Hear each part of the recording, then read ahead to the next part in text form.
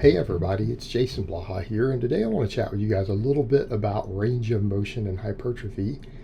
And I think you'll see in some of the exercises I'm doing up above, it kind of shows you that range of motion itself can be fairly ambiguous, meaning we can do more range of motion with a dumbbell than we can with a barbell on many basic movements.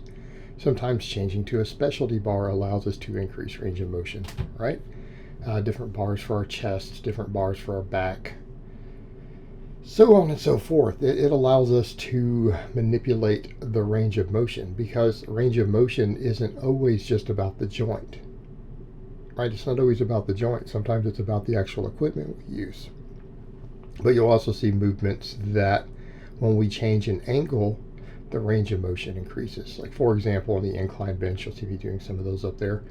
Our range of motion is longer than it is on a flat bench, and it just has to do with the angles that we're put at. We move the weight a longer distance. So when we start talking about full range of motion, we do need a context for the fact that just because we're doing full range of motion on an exercise doesn't mean that it's full range of motion of the joint. And there are cases where extending the range of motion in a joint may reduce muscle activation on some of the muscles involved. Not as common with single joint movements, but with a lot of multi-joint exercises it is. So again, I just want to preface this video with that. So when we talk about range of motion being superior, doing a longer range of motion usually has more hypertrophic potential. In other words, it usually has a potential for more gains.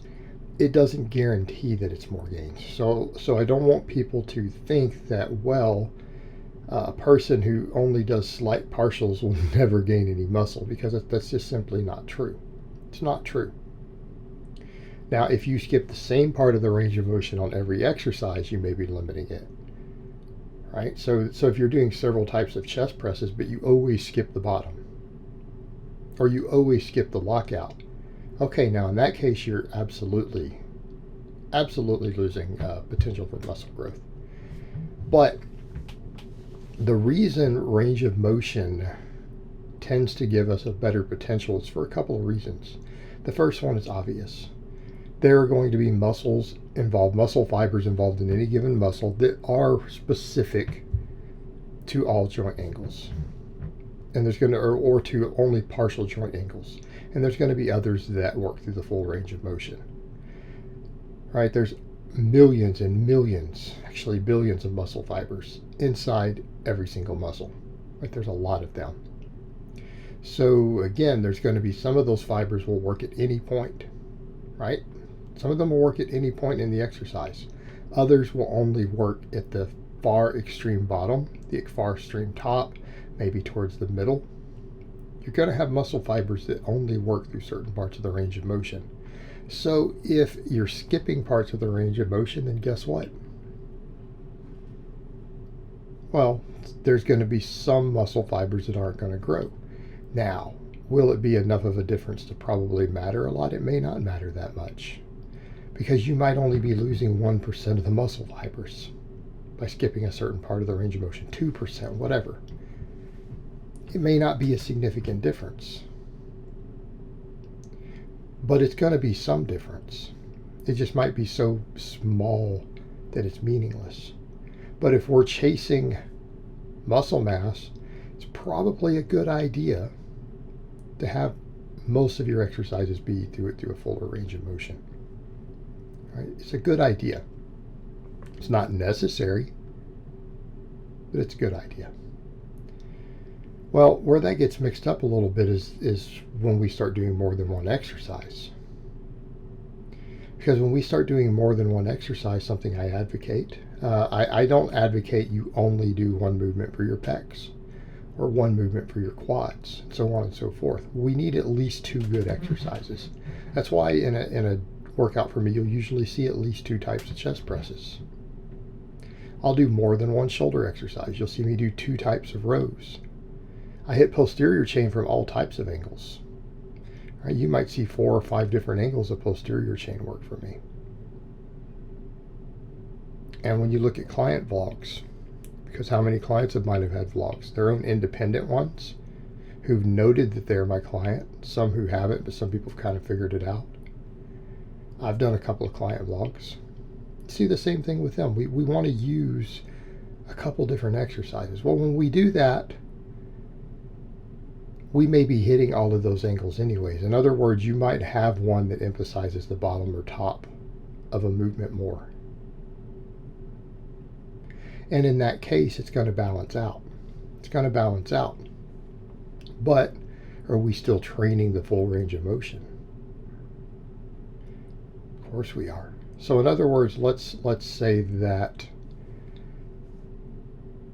we do a dumbbell press after a flat bench. Just using that as an example.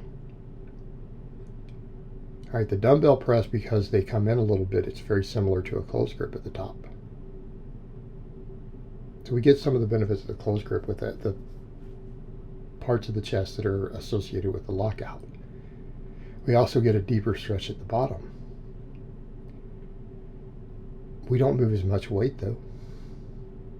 We might be getting a little less total tension. We are getting a less total tension through the middle, but then we make up for that with the bench press. And we could argue that the bench press, the terminal ends may not give us as much as the dumbbells. We know it doesn't at the bottom. With our wider grip, we could make the case for the top. We can absolutely make a case for that. Well, what about the same thing? What if you do a wider grip and a close grip in the same workout? We're getting the same sort of arguments, aren't we? But you're still ended up really doing more ranges of motion of the muscles involved, aren't you? All right, so multiple exercises can very quickly bridge the gap with some of this. Of course, some people will say, well, what happens if both of your exercises are really good range of motion? Well, that's a good question. What do you think happens? Get a lot of hypertrophic potential. Assuming effective reps and tension are there. What do you mean effective reps? Reps that are close to failure. Tension meaning an appropriate tension. Right? Getting good muscle tension, and we're getting enough reps that are close to failure or to failure. Well, as long as those factors are there, yeah, we're stimulating a lot of muscle growth. But I don't think it's going to be that significant of a difference if you have one really good range of motion and one that isn't so much. So in other words, you could do a barbell bench and a dumbbell bench in the same workout. Guess what? Well, you're going to get very, very good hypertrophy out of that. Even though one of them has more range of motion than the other, we're working a couple different angles. Right? And our tension curve is a little bit different. So that works also. But notice one of them is a slightly longer range of motion exercise, and that has some merits. We are raising that hypertrophy ceiling. All right, guys, well, that's really all I have to say on that today. I hope it's been informative, and I will talk to you guys next time.